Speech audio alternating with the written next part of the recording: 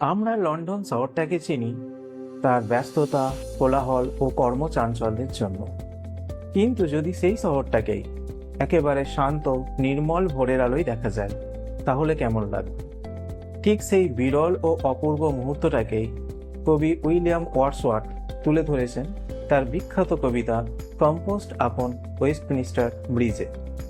এই কবিতায় কবি শুধু একটা শহরের সৌন্দর্যই বর্ণনা করেননি, বরং তিনি দেখিয়েছেন যে প্রকৃতি ও মানুষের সৃষ্টি কিভাবে একসঙ্গে মিলেমিশে এক অসাধারণ দৃশ্য তৈরি করতে পারে।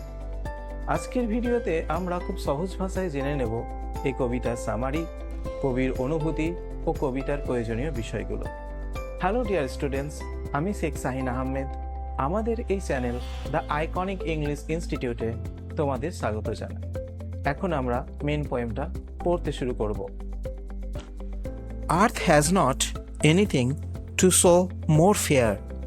Dull would he be of soul who could pass by, a sight so touching in its majesty. Wordsworth পোয়েমটা শুরু করেছেন ওয়েস্টমিনিস্টার ব্রিজের সৌন্দর্যের প্রশংসা করে।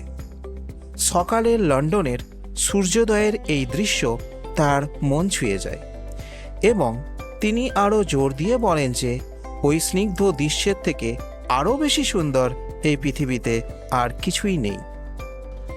পরের লাইনেই তিনি বলছেন, dull would he be of soul who could pass by. এখানে ডাল ওয়ার্ডটার মানে ইনসেনসিটিভ, অসংবেদনশীল। অর্থাৎ তিনি বলছেন, যদি কেউ এই সৌন্দর্যময় দৃশ্যের সাক্ষী থেকেও এটা উপভোগ না করে চলে যায় বা এর প্রশংসা না করে এগিয়ে যায়, তাহলে মনে করতে হবে ওই ব্যক্তি ডাল বা সোললেস।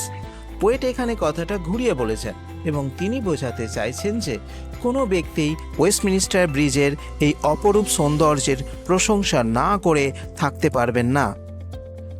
নেক্সট লাইনে তিনি বলছেন, a sight so touching in its majesty. কবি উপলব্ধি করছেন যে এই দৃশ্যের মধ্যেই এতটাই রাজকীয় মহিমা রয়েছে যে তা নিমেষেই হৃদয়কে ছুঁয়ে যায়।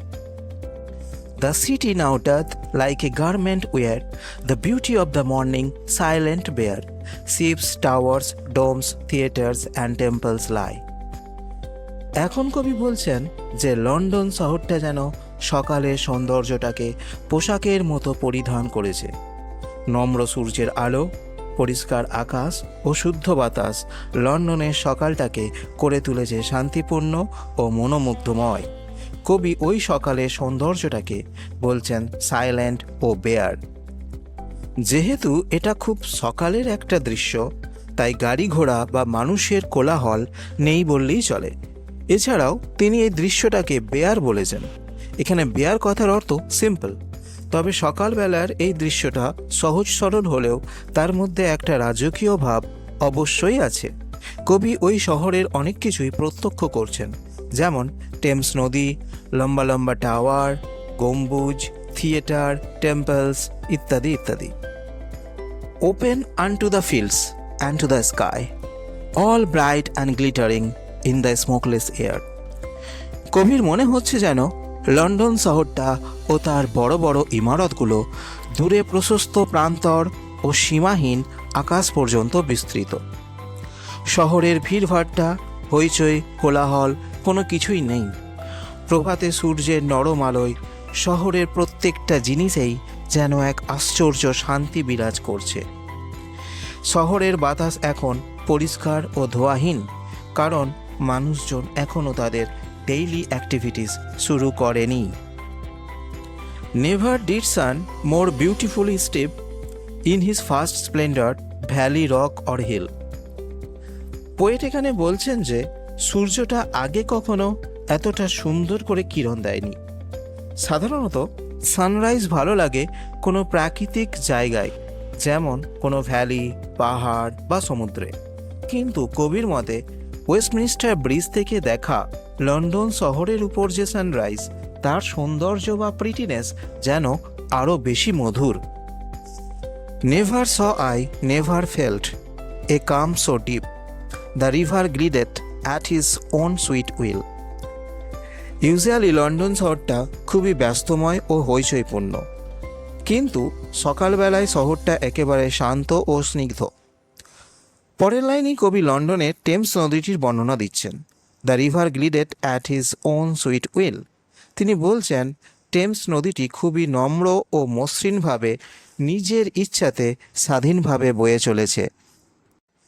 Deer God, the very houses seem asleep and all that mighty heart is lying still. কবিতার শেষে এত শান্তিপূর্ণ দৃশ্য দেখে কবি বিস্ময় প্রকাশ করছেন। লন্ডনের বাড়িগুলোকে দেখে মনে হচ্ছে যেন ঘুমাচ্ছে, কারণ শহরটা এখন শান্ত রয়েছে ও বাড়ির মানুষেরা বিশ্রাম করছেন। And all that mighty heart is lying still. শেষের লাইনে পোয়েট লন্ডনকে মাইটি হার্ট বলছেন। যে শহরটা জেনারেলি তার জীবন, কাজকর্ম ও আলোড়নের জন্য বিখ্যাত, সেটি এখনও নিশ্চুপ ও নিস্তব্ধ।